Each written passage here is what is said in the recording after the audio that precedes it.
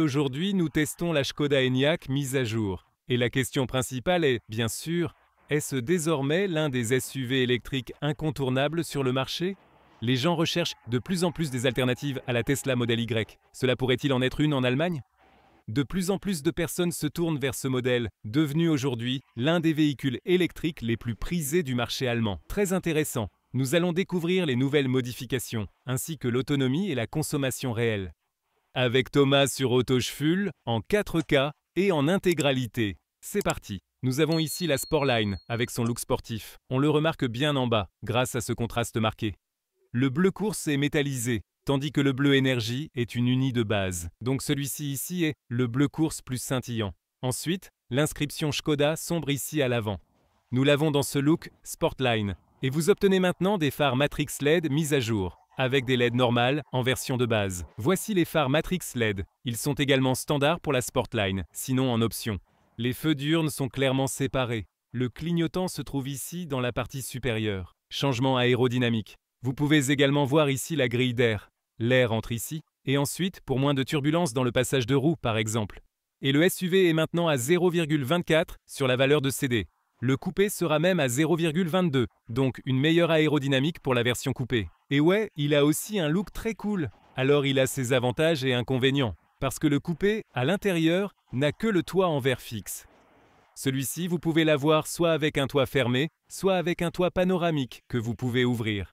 Ce sont en gros les principales différences entre le SUV classique et la version coupée en somme. La forme du SUV est plus anguleuse, de style boiteux. La longueur est de 4,66 m. Les roues vont de 19 à 21 pouces. Voici les jantes de 20 pouces. Elles sont également de série pour la Sportline. Bien sûr, différents styles sont disponibles. Techniquement, vous pouvez opter en option pour un DCC, la suspension adaptative. Je le recommanderais également pour ce modèle, car les véhicules électriques de Volkswagen ont tendance à être assez rigides au niveau de la suspension pour garantir une bonne tenue de route. C'est pourquoi cette suspension adaptative est essentielle pour le confort. Une belle signature des feux arrière, avec une perspective arrière légèrement rafraîchie et moderne. Et le voilà, le nouveau badge Sportline. À part ça, vous avez à nouveau un contraste noir ici à l'arrière. En ce qui concerne les tailles de batterie, vous avez maintenant le choix entre deux options différentes. La plus petite est désignée sous le nom de modèle 60. Elle est équipée d'une batterie nette de 59 kWh. Et les plus grosses, les modèles 85.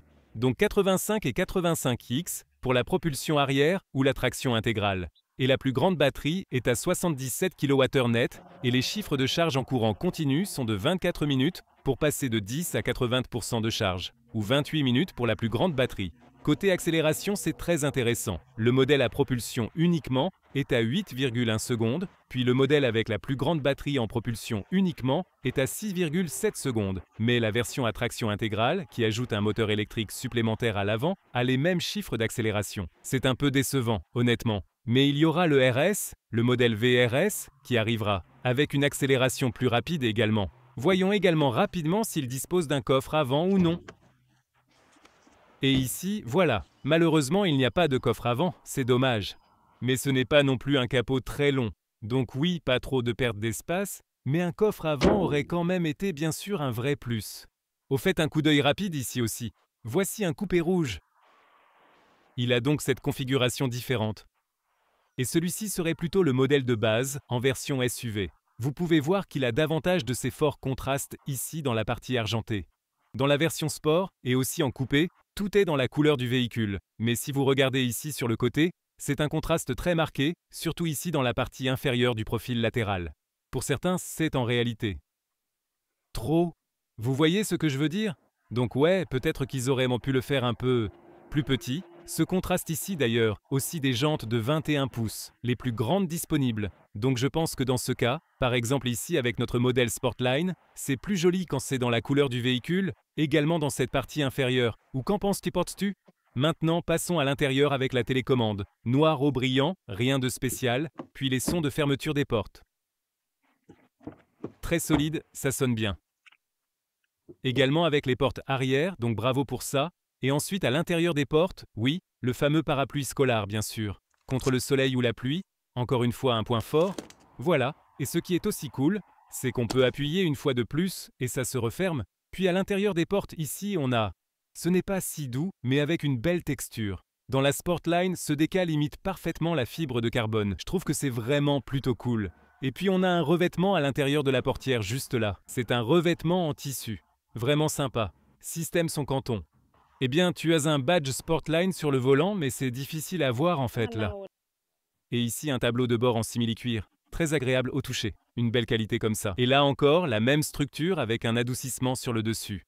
On a aussi une boîte pour l'affichage tête haute ici par exemple. Et de petits instruments. Ensuite, les sièges, en tissu pour les finitions de base, ou bien un mélange de microfibre et de simili-cuir pour la version lounge, et ici pour la Sportline. La Sportline avec ses sièges sportifs.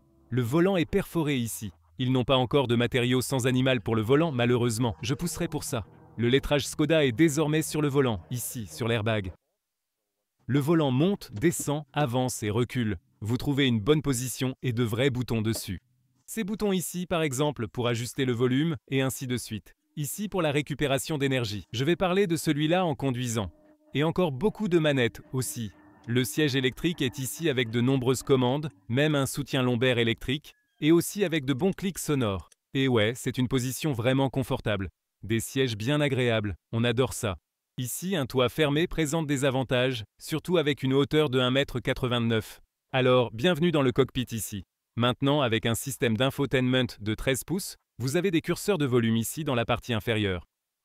Peut-être pas les plus glamour, mais en général, je préfère plutôt utiliser la fonction de volume ici avec la molette. De toute façon, c'est un volant. Le revêtement en simili-cuir est vraiment épais ici. Vous pouvez vraiment le toucher pour l'ensemble du tableau de bord, ainsi que cet élément de décoration au style carbone.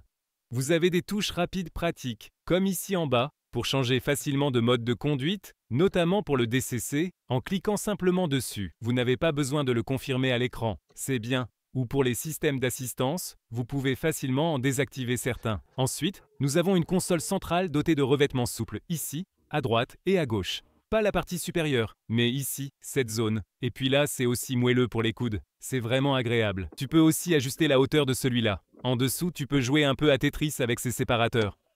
Il y en a deux. Ouais, mais honnêtement, je pense que c'est plus utile quand tu as juste cet espace ouvert en forme de rangement. Donc je ne les commanderai probablement pas ou je les laisserai simplement là-bas. Il y a vraiment beaucoup d'espace disponible ici aussi, tu vois. Ah, en dessous. Oui, merci beaucoup. Et vous pouvez aussi enlever ces trucs en caoutchouc ici quand vous voulez nettoyer tout ça à un moment donné. Et voilà. Donc, pour le nettoyage et tout, plus d'espace ici. Les porte-gobelets ne sont pas adaptatifs, dans le sens où ils ne retiennent pas les bouteilles de manière ajustable, mais vous pouvez les régler comme ceci ou comme cela. Mais ça donne vraiment l'impression d'être un peu fragile, honnêtement. Et ici, vous voyez ces points. Ce sont des socles de charge inductive. Vous pouvez aussi charger avec un câble PC à cet endroit. Et la perspective du conducteur ici, avec le volume sur le côté gauche, et le système audio Canton. C'est vraiment sympa, en fait un très bon son. Je peux recommander ça sans hésiter. Et puis ici, ces petits instruments numériques où on peut modifier des paramètres, comme ici par exemple, où la vitesse devrait être à droite, au milieu ou à gauche. Il y a aussi un affichage tête haute, même pour la ligne sport, avec des fonctions variées. Le système d'infodivertissement principal dispose d'Apple CarPlay, intégration automatique, très large, etc. Température, pas physique malheureusement, mais seulement ici, dans la partie inférieure. Et voilà aussi le... Oui, c'est vraiment trop petit. Ça devrait être plus large pour pouvoir l'atteindre en conduisant. Seulement le chauffage du volant, ça bénéficie d'un bouton dédié ici sur le volant. C'est déjà un bon point en tout cas. Ensuite, siège arrière. D'abord, ce store sympa sur les portes arrière. Voilà, parfait pour les enfants surtout. Joli élément de décoration. Pas de tissu dans les revêtements intérieurs. La porte ne s'ouvre pas très large. Il faut quand même dire, pour installer ou enlever les sièges enfants, c'est pas évident. Et il y a aussi des isofixes sur le siège avant au fait, ici. Et bien sûr sur les côtés extérieurs des sièges arrière. Et voilà, et ça reste également en place. La micromousse est vraiment très jolie à l'œil et particulièrement douce au toucher. Et ensuite, voyons voir cela ici. En maintenant cela, ces porte-gobelets ne sont pas la solution idéale. Voici la trappe à ski, comme ceci. Et voyons le confort. Tout d'abord, il y a suffisamment d'espace pour les jambes, même si une personne de grande taille conduit, comme ici sur le siège. L'espace pour la tête ne pose aucun problème. Les sièges sont chauffants en marche, avec la climatisation et 2 ports USB-C en bas. Ensuite, plus de rangement, aussi plus de porte-gobelets ici, théoriquement. Ou si vous ne voulez pas avoir ce truc, retirez simplement le tout. Tout le monde attend avec impatience de voir le coffre ou la malle arrière ici sur la Skoda Enyaq, et il fait 585 litres. 570 pour le coupé, car on perd juste un peu, vous voyez, comme ici. Mais c'est à peu près tout. Ensuite ici, cette housse, voilà. Et puis on peut également la déplier comme ça. Ici, le chariot passe en dessous sans aucun problème. Ensuite, pour les mesures. Ici, c'est environ 1 mètre ou 40 pouces. Un peu plus serré ici entre les passages de roues, plus large qu'à l'avant. Et puis la hauteur standard mesurée à cet endroit est d'environ 73 cm ou 29 pouces. Et pour ce coffre, comme cette partie inférieure ici, on peut également descendre un peu plus bas, surtout dans cette zone précise ici. D'abord, la longueur totale du coffre normal fait environ 1 mètre ou 40 pouces. Et ici, nous pouvons l'abaisser et le faire glisser vers l'arrière. Et bien sûr, vous pouvez aussi le retirer complètement ou le déplier. Ensuite, vous avez un espace de rangement ici pour les câbles. Oui, comme nous n'avons pas de coffre à l'avant, c'est bien sûr très pratique. Et puis vous avez tellement plus de fonctionnalités. Tout d'abord, ici les sièges rabattables. Vous tirez ici, à gauche et à droite. Et voilà. Et ensuite nous avons par exemple ici ces paniers ou ces sacs supplémentaires. Pas besoin de les avoir, mais vous pouvez les sortir comme ça. Voici une autre possibilité de rangement pour un câble de charge sur le côté. Aussi une idée astucieuse, je veux dire pourquoi pas, utiliser, vous savez, l'espace derrière l'aile de roue, donc c'est vraiment pas mal. Et quelques crochets ici aussi, vous pouvez y accrocher des paniers juste à cet endroit. Alors, des idées innovantes, comme toujours, de Škoda. La longueur totale ici est de 1,80 m ou 71 pouces. De l'extérieur, je trouve que le coupé est encore plus beau et, comme je l'ai dit, plus aérodynamique. Cependant, seulement 10% à 15% des clients optent pour la version coupée. Et la raison est juste ici. Vous pouvez toujours utiliser ce coffre sans problème, mais la différence majeure se trouve ici, au niveau de la hauteur. Et je peux vous montrer cela quand j'enlève ce couvercle ici. Voilà. Donc vous vous souvenez peut-être que dans le SUV, la hauteur maximale à cet endroit atteignait 73 cm, soit environ 29 pouces, comme nous l'avions vu précédemment. Et c'est à cet endroit, comme vous pouvez le constater. Mais à cet endroit précis, nous en sommes à environ 26 pouces, ce qui équivaut à 65 cm. Alors, voilà la différence de hauteur. Et si vous pensez à une poussette ou à un accessoire de ce type, ça peut faire une énorme différence. Ou même une caisse pour chien par exemple. Donc cela rend cela moins flexible. Et bien sûr, c'est un peu aplati ici.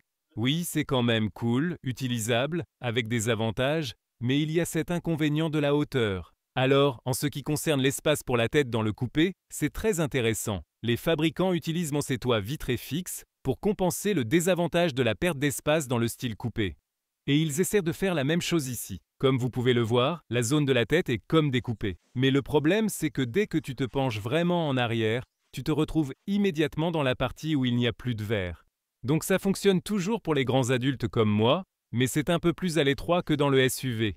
Et on ne peut absolument pas ajuster l'inclinaison de la banquette arrière. Ici, c'est plus spacieux, mais personne ne s'assoit ainsi. On se pencherait plutôt en arrière. Alors oui, encore une fois, ça fonctionne toujours, mais avec un peu moins d'espace au-dessus de la tête que dans un SUV, bien sûr. Mode sport.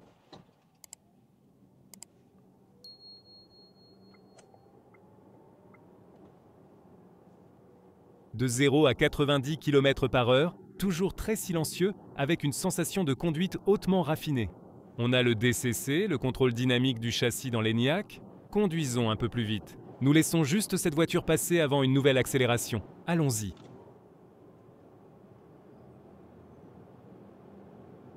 Oh, c'est ça. Oui, c'est vraiment bien. Donc une accélération vraiment suffisante. Nous avons des roues de 20 pouces montées, ici. Standard pour la Sportline. Le 21 pouces serait possible. Je ne vous recommanderais pas d'opter pour ça. Mieux vaut rester avec des roues plus petites pour un meilleur confort de conduite. Quand la route est lisse, ça va. Le bon côté ici, c'est que quand tu changes de voie, c'est vraiment très amusant. Et en mode sport, le DCC est également réglé sur une note sportive. Mais c'est en fait très bien tant que la route n'est pas trop mauvaise et que tu as une bonne sensation de direction, vraiment précise. Pas besoin de trop manœuvrer. Nous allons bientôt arriver dans des virages sinueux pour vous en montrer davantage. C'est donc un véhicule autoroutier qui fonctionne très bien. Et voyons maintenant en termes de confort. À côté de l'autoroute, voici quelques routes secondaires. Ici, la route est un peu abîmée. Avec le DCC en mode confort, c'est bien. Laissez-moi vraiment m'engager là-dedans. C'est bien en fait, vraiment sympa. Donc on n'a pas de douleur dans le bas du dos ou autre chose de ce genre. C'est vraiment bien géré. Donc j'aime ça. Ici encore une fois, la route est un peu abîmée. Donc c'est une bonne balade chaoteuse pour ainsi dire. Mais je pense que ça le gère plutôt bien, sans aucun problème majeur. Conduisons un peu plus sportivement aussi.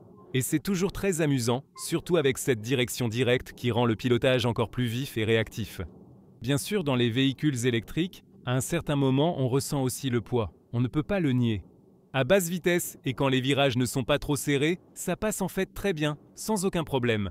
Ça commence à vraiment poser problème quand tu abuses de la récupération dure et quand les virages deviennent plus serrés ou quelque chose dans ce genre-là. Pour notre test de consommation aujourd'hui, il fait un beau temps ensoleillé. Cependant, la température de l'air est assez fraîche. Nous avons fait 2 moyennes. D'abord, celle où c'était plus en ville avec des vitesses allant jusqu'à 100 km à l'heure, soit jusqu'à 60 miles à l'heure.